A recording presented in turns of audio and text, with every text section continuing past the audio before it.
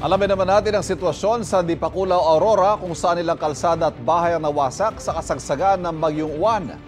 May unang balita si Ian Cruz. Ian, may mga isolated pa bang bayan dyan sa Aurora? Ivan, nandito ako ngayon sa nawasak.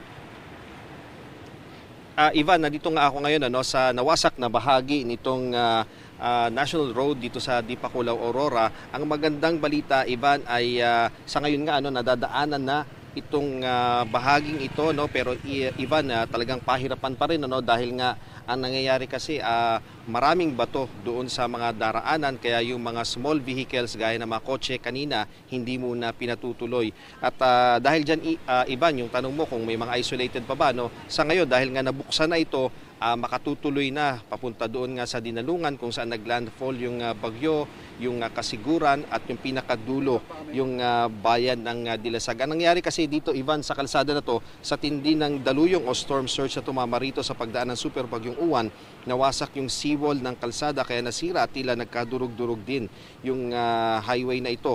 At malaki ang epekto nga nito dahil nga hindi makadiretso hanggang kagabi ang mga motorista patungo ng Northern Aurora at pati Ivan, yung mahabang portion din ng bayan ng Dipakulaw ay hindi ma-access hanggang kagabi.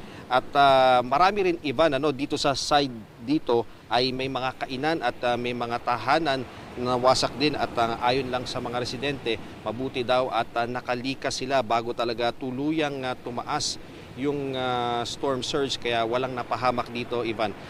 Ivan, sa paglalarawan sa atin nung mga residente, talagang mataas daw dito sa kinatatayuan natin, dito galing sa dagat yung storm surge at talagang umabot nga doon sa kabila na pabundok na area na ito. So mula dito sa Dipakulaw ay tutulak din tayo sa iba pang mga bayan dito sa Aurora para malaman natin ang sitwasyon nila matapos ngang dumaan ang super bagyong Uwan. Yan muna ang latest. Balik sa iyo, Ivan.